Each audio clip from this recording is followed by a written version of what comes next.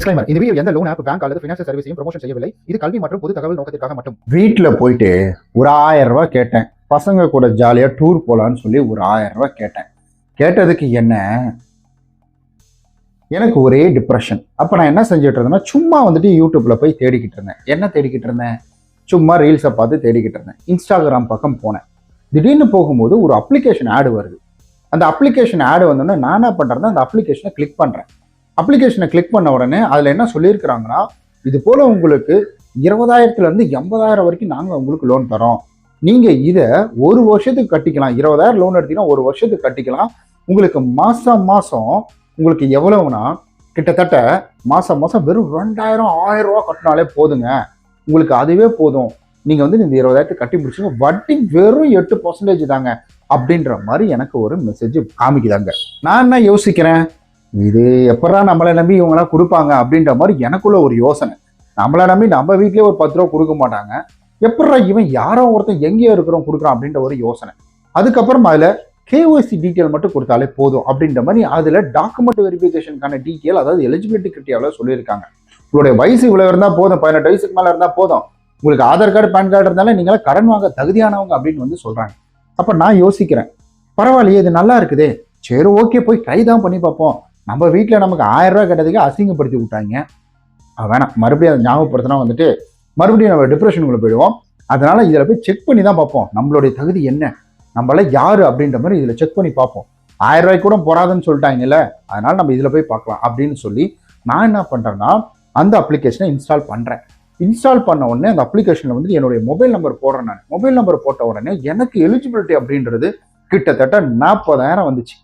ஒரு 1000 ரூபாய்க்கு என்ன அசிங்கப்படுத்தினாங்க. நான் மாதம் ஒரு 10,000 ரூபாய் சம்பாரிச்சிட்டு இருக்கிறேன். ஒரு 1000 ரூபாய்க்கு அசிங்கப்படுத்தினாங்க. இப்போ எனக்கு 40,000 எலிஜிபிலிட்டி. இவ்வளோ பெரிய தொகை வந்துருச்சு, இதை என்ன பண்ணுறது அப்படின்ற மாதிரி நான் யோசிக்கிறேன். எனக்கு ஒன்றுமே புரியல.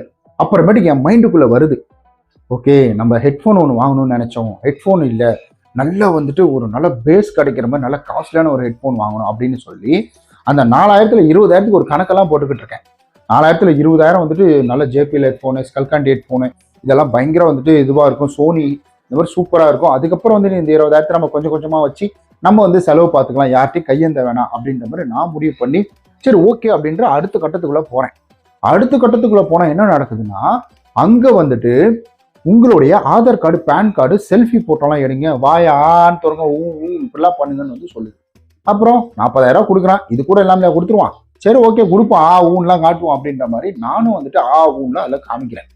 காமிச்சதுக்கு அடுத்தது அது என்ன சொல்லுதுன்னா, சரி சார் இந்த ஆக்சஸ்லாம் கொடுங்க அப்படிங்குது. நானும் என்ன பண்ணுறேன், ஓகே அப்புறம் இவ்வளோ காசு கொடுக்குறான்ல, இந்த ஆக்சஸ் கூட கேட்க மாட்டானா, கான்டாக்ட் ஆக்சஸ், கேலரி ஆக்சஸ், என்னுடைய வந்துட்டு ஃபைல் மேனேஜர் ஆக்சஸ் அப்படின்னு எல்லா ஆக்சஸையும் கொடுக்குறேன். கால் ஹிஸ்ட்ரி ஆக்சஸ் கொண்டு கொடுக்குறேன். அடுத்தது என்ன ஆகுது, இதெல்லாம் கொடுத்ததுக்கு அப்புறம் அந்த அப்ளிகேஷன் அப்படின்றது எனக்கு லோடிங் ப்ராசஸ் ஆகுது. இப்படி ப்ராசஸ் சுற்றிக்கிட்டே இருக்குது. சுற்றிக்கிட்டு இருக்கும்போது எனக்கு டிக்குன்னு ஒரு மெசேஜில் இவர் லோன் அப்ரூவ்டு, கங்க்ராச்சுலேஷன் அப்படின்னு சொல்லிட்டு ஒரு மெசேஜ் ஒன்று வருது. எனக்கு ஒரே சந்தோஷம். 40,000 ரூபா அப்படின்னு யோசிக்கிறேன். டக்குன்னு இந்த இடத்துல பார்க்கும்பொழுது என்ன இருக்குன்னா, வெறும் 1,500 ரூபா தான் உங்களுக்கு லோன் அமௌண்ட்டு, ரீபேமெண்ட் 3,200 ரூபா, அதையும் நீங்கள் 7 நாளில் திரும்ப ரீபேமெண்ட் பண்ணணும் அப்படின்னு சொல்லி ஒரு மெசேஜ். இவன் என்னடா சரியான ஏமாத்துக்காரனா இருக்கிறான், இவன் தேவையே இல்லை, போடா வெங்காயத்தான் அப்படின்னு சொல்லிட்டு நம்ம என்ன பண்ணுறோம், க்ளோஸ் பண்ணிட்டேன். நான் க்ளோஸ் பண்ணிட்டு வச்சுட்டு நான் போய் அப்பா இந்த மாதிரி எடுத்துருந்தா மாட்டிட்டு இருப்போம், இதுவரை டுபாக்கூர் போல அப்படின்னு நினச்சி நான் என்ன பண்ணுறேன்னா, போயிட்டு என்னுடைய அடுத்த வேலையை பார்க்குறேன். அவருடைய டிலிங்க்கு ஒரு மெசேஜ் என்னடான்னு எடுத்து பார்த்தா 1,500 ரூபா அக்கௌண்ட்டில் வந்துருக்குது. எதுக்குடா இது போட்டானுங்க, நான் தான் அப்ளை பண்ணவே இல்லை, என்கிட்ட எதுவுமே கேட்காம இவனுக்கு எப்படி போடலாம்.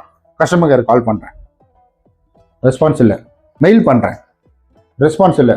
கரெக்டாக 6 நாள் கம்ப்ளீட் ஆனதுக்கப்புறம் எனக்கு ஒரு ஃபோன் வருது. இந்த மாதிரி சார் நீங்கள் பணம் கட்டல, பணத்தை கட்டிடுறீங்களா அப்படின்னு.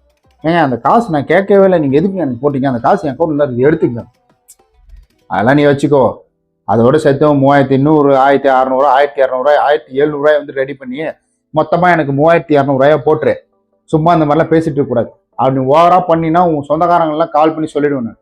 ஓ நீ அவ்வளோ பெரிய ஆளா, நீ சொல்லிக்க, நான் போலீஸில் கம்ப்ளைண்ட் கொடுப்பேன். ஓ போலீஸில் கம்ப்ளைண்ட் கொடுப்பியா, இரு உனக்கு ஒரு ஃபோட்டோ அனுப்புகிறேன், அதை பார்த்துட்டு சொல்லு. ஒரு எடிட் பண்ண ஒரு ஃபோட்டோ பார்த்த உடனே ஒரு பயம், ஐயோ என்னடா பண்ணுறது, இவன் இப்படிலாம் பண்ணிட்டு இருக்கானே, சரி ஓகே காசை போட்டு தொலைவோம் இருக்கிற காசு ஒரு 1500 அக்கௌண்ட்ல இருந்துச்சு, அதெல்லாம் எடுத்து போடும் அப்படின்னு சொல்லி நான் என்ன செஞ்சேன்னா எல்லா காசையும் போட்டுட்டேன். போட்டதுக்கு அப்புறம் திரும்பவும் ஒரு கால், திரும்பவும் வந்துட்டு ஒரு நாள் கேப் விட்டுட்டு இன்னொரு கால் வருது. நீ போட்ட காசு வேற யாருக்கோ போட்டுட்டு அப்புறம் இங்க வந்துட்டு என்ன சொன்ன, போட்ட காசு வேற யாருக்கோ போயிருக்குது, அதனால மறுபடியும் எனக்கு அந்த பணத்தை திரும்ப கட்டு. நீ வந்துட்டு வேற யாருக்கோ பண்ணிட்டு இருக்கிற ஜிபே மூலியமா, ஏன்னா இங்க யூபிஐல தான் அவன் பணம் கேட்கற, ஆப் மூலியமா கேட்கல. இப்படி ஒரு மனுஷன் சாதாரணமா வீட்டுல உட்காந்து தூங்கிட்டு என்ஜாய் பண்ணிட்டு இருந்த ஒருத்தன் இப்ப என்ன ஆகும் அப்படின்னு கேட்டீங்கன்னா ஒரு பதட்டமான ஒரு சூழ்நிலைக்குள்ள தள்ளப்படுறான். இதெல்லாம் எதனால அப்படின்னு கேட்டீங்கன்னா நம்ம சிந்திக்கும் திறன் இல்லாததுனால அப்படின்னு வந்து சொல்லலாம். சிந்திக்கும்னா நீங்க டோட்டல் சிந்திக்கும் திறன்லாம் கிடையாதுங்க. சிந்திக்கும் திறன் இருக்கிறதுனால தான் நம்ம உயிர் வாழ்ந்துட்டு இருக்கோம், அது கிடையாது. ஃபினான்ஷியல் ரிலேட்டடா ஒரு அவேர்னஸ் இல்லை அப்படின்றதுனால மட்டும்தான். ஸோ நிறைய பேர் இது போன்று எனக்கு எலிஜிபிலிட்டி இருக்கா, நான்லாம் வந்துட்டு என் வீட்டில் ஒரு 1000 ரூபாய் தராம என்னை அசிங்கப்படுத்திட்டாங்க, எனக்கு கண்டிப்பா எவனா ஒருத்தன் வந்துட்டு ஹெல்ப் பண்ணுவான் அப்படின்ற ஒரு எண்ணத்துல நான் இங்க வந்து என்னுடைய எலிஜிபிலிட்டி என்ன அப்படின்றத செக் பண்ணி பார்க்கும் பொழுதுதான் எனக்கு 40,000 அப்படின்றது என்னுடைய தகுதி எனக்கு தெரியுது. அப்போ நிறைய பேர் இந்த 7 நாள் அப்ளிகேஷன் அப்படின்றதுல பாத்தீங்கன்னா சும்மாலாம் வந்து விளையல, சும்மா வந்துட்டு அவங்க எடுக்கணும் அப்படின்றதுக்காகலாம் எடுக்கல. சரி ஓகே, நம்மளோட எலிஜிபிலிட்டி என்னன்றது செக் பண்ணி பார்ப்போமே, ஜஸ்ட் செக் பண்ணி பார்ப்போம், நமக்கு எவ்வளவுதான் தருவாங்க அப்படின்ற ஒரு கியூரியாசிட்டியில தான் இந்த இடத்துல வந்து மாட்டிக்கிறாங்க. அதுலயும் அவர்களுக்கு தேவையில்லாத பொருட்களை அனைத்தையும் வாங்கணும் அப்படின்ற மனசுல ஒரு எண்ணம், ஆசை, இதெல்லாம் வந்துதான் மாட்டிக்கிறாங்க. நல்லா நம்ம யோசிச்சு பாருங்க, இந்த KYC, Aadhaar card, PAN card இதெல்லாம் வச்சு அவனால என்ன செய்ய முடியும்? ஒரு கவர்மெண்ட் ஐடி ப்ரூஃபை நீங்க கொடுக்குறீங்க, இதை வச்சு அவனால ஒரு ஆணியும் பண்ண முடியாது. முதல்ல இதை தெரிஞ்சுக்கோங்க, அவனால ஒண்ணுமே பண்ண முடியாது. இதை வச்சு அவன் என்ன பண்ண முடியும்? உங்களுக்கு அதை அனுப்ப முடியும், அவ்வளவுதான். இதை வச்சு என்ன பண்ண முடியும்? என்கிட்ட காசு வேண்டிய அமர்த்தினாலும் கம்ப்ளைண்ட் கொடுக்க முடியுமா? கிடையாது. ஸோ இதை வச்சு அவனால ஒண்ணுமே பண்ண முடியாது. அப்ப என்ன ஆகும் அப்படின்னு கேட்டீங்கன்னா உங்களுடைய கான்டாக்ட் மொபைல் நம்பர், உங்களுடைய கேலரி போட்டோ, இது என்ன பண்ணுவான்னா உங்களுடைய கான்டாக்ட் லிஸ்ட்ல இருக்கவங்களுக்கு நான் சென்ட் பண்ணிடுவேன் அப்படின்னு வந்து சொல்லுவான். இப்படிதான் மக்களை வந்துட்டு மிரட்டி உருட்டி அவங்கள்ட்ட பணம் வாங்குறாங்க இந்த 7 நாள் அப்ளிகேஷன் கும்பல் அப்படின்றது. உங்களுடைய எலிஜிபிலிட்டியை நீங்க தெரிஞ்சுக்கணும் அப்படின்னு நினைச்சீங்கன்னா இந்த எலிஜிபிலிட்டியை தெரிஞ்சுக்கிறதுக்கு நிறைய இடங்கள் அப்படின்றது இருக்கு. ஸோ சிவில் நீங்க ஃப்ரீயா செக் பண்றதுக்கு ஜிபே இருக்கு, அதுல போய் செக் பண்ணிக்கோங்க. ட்ரஸ்டடு, அதுல செக் பண்ணிக்கோங்க. அடுத்தது ஃபோன்பே இருக்கு, அதுல போய் செக் பண்ணிக்கோங்க. இல்லைன்னா சிவில்.com இருக்கு, பைசா பசார்னு இருக்கு. என்ன இதுலலாம் ஆடு வரும், உங்களுக்கு வந்து ஜிபே ஃபோன்பேல ஆடு வராது. சிவில்.comல நீங்க காசு கொடுத்து வந்துட்டு பண்ணீங்கன்னா உங்களுக்கு ஆட் அப்படின்றது வராது. ஸோ இந்த மாதிரி இதுல போய் யூஸ் பண்ணிக்கோங்க. ட்ரஸ்டடு இருக்கு, இதுல போய் யூஸ் பண்ணிக்கோங்க.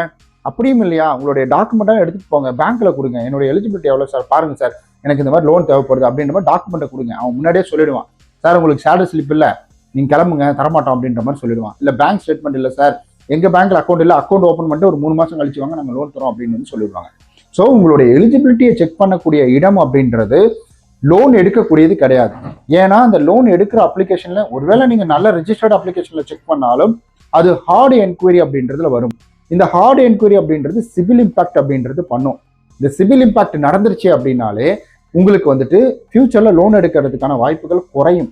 ஸோ என்கொயரி லிஸ்ட்ல ஆட் ஆகும். இது ஹார்ட் என்கொயரி. ஆனா நீங்க போய் சிவிலை மட்டுமே செக் பண்றீங்க அப்படின்னா அது சாஃப்ட் என்கொயரி. இது பெருசா எந்த இம்பாக்டும் உங்களுடைய சிவிலுக்கு கொடுக்காது. இதை முதல்ல புரிஞ்சுக்கோங்க. ஒரு விதண்டாவாதத்துக்காக தயவு செஞ்சு உங்களை பத்தி நீங்க வந்துட்டு எனக்கு எவ்வளவு லோன் கிடைக்க போகுது பாரு அப்படின்ற மாதிரி ஒரு கெத்து காட்டணும் அப்படின்றதுக்காக இந்த மாதிரி அப்ளிகேஷன்ல என்கொயரி பண்ணி மாட்டிக்காதீங்க. இப்படிதான் நிறைய பேர் மாட்டிக்கிட்டு இருக்காங்க. அதனுடைய விழிப்புணர்வு தான் இந்த ஒரு வீடியோ அப்படின்றது. வீடியோ ஸ்கிப் பண்ணாம கடைசி வரைக்கும் பார்த்ததுக்கு ரொம்ப நன்றி. இந்த வீடியோ எப்படி இருந்தது, இந்த ஒரு டாபிக்ல நான் பேசுறது உங்களுக்கு பிடிச்சிருந்ததா, இந்த மாதிரியே திரும்ப பேசலாமா, லோனை பற்றி நிறைய இருக்குங்க.